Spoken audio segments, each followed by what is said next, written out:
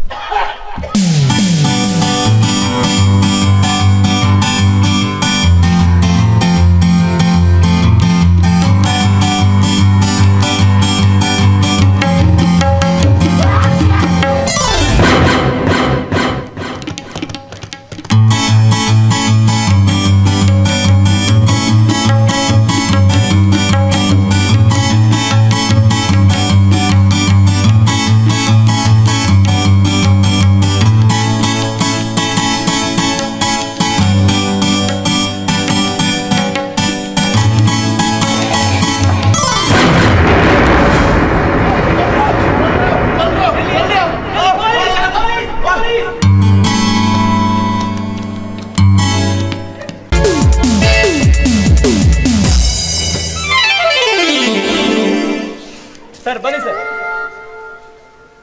ಇವರಿಬ್ಬರನ್ನ ಒದ್ದು ಸ್ಟೇಷನ್ಗೆ ಕರ್ಕೊಂಡು ಹೋಗಿ. ಈ ಮಾಲೆಲ್ಲ ನನ್ನ ಅಣ್ಣನ ಮನೆಯಲ್ಲಿ ಕದ್ದದ್ದು. ನಾನು ಸ್ಟೇಷನ್ಗೆ ಹೋಗಿ ವರದಿ ಕೊಡ್ತೇನೆ, ಒದ್ದು ಹೇಳ್ಕೊಂಡು ಬನ್ನಿ. ಸರಿ ಸರ್,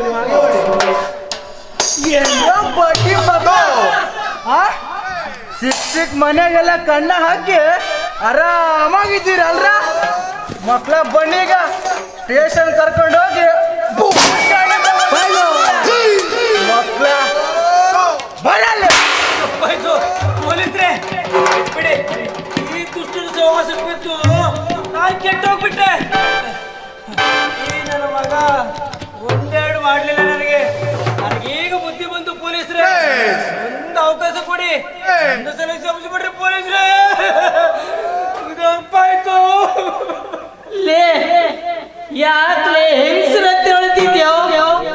ಅದು ಪೊಲೀಸರು ನೋಡ್ಕಂಡು ಅಪ್ಪ ಅಂತ ಕರೀತಿದ್ಯಲ್ಲೋ, ನಿನಗೆ ನಾಚಿಕೆ ಆಗಲ್ವೇನೋ? ಯಾಕೆ, ಏನಾಯ್ತು? ನಾನೊಂದು ಅಸಲ್ ಮಾತಾಡ್ತೀನಿ, ನೆನ್ಪಿನಲ್ಲಿಟ್ಕೋ. ಏನದು?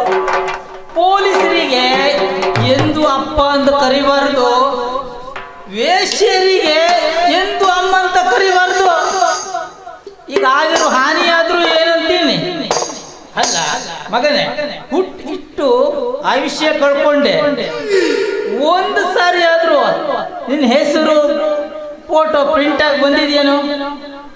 ನಾಳೆ ಬೆಳಗಿನ ಜಾವದಲ್ಲಿ ಫೋಟೋ ಪ್ರಿಂಟ್ ಆಗಿ ಬರ್ತದಳು ಮುಖಪುಟದಲ್ಲಿ, ನಮ್ಮಿಬ್ಬರು ಫೋಟೋ.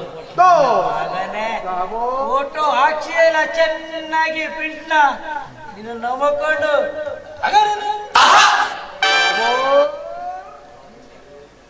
ನಮಸ್ಕಾರ ನಮಸ್ಕಾರ.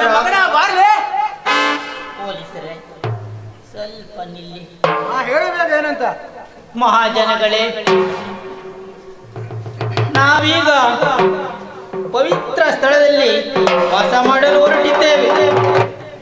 ಹೋಗುವ ಮೊದಲು ತಮ್ಮಲ್ಲಿ ಒಂದೆರಡು ಹಿತವಚನಗಳನ್ನು ಹೇಳಿ ಹೋಗ್ತೀನಿ.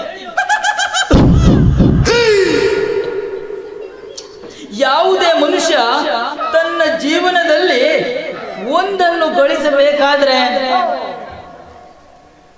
ಇದನ್ನು ಮಾಡಬೇಕಾಗ್ತದೆ. ನಾವು ಶ್ರೀಮಂತರಾಗಬೇಕು ಎಂಬ ವಿಚಾರ ಇಟ್ಟುಕೊಂಡಿದ್ದು ಬಹಳ ಹೀನ ವಿಚಾರ.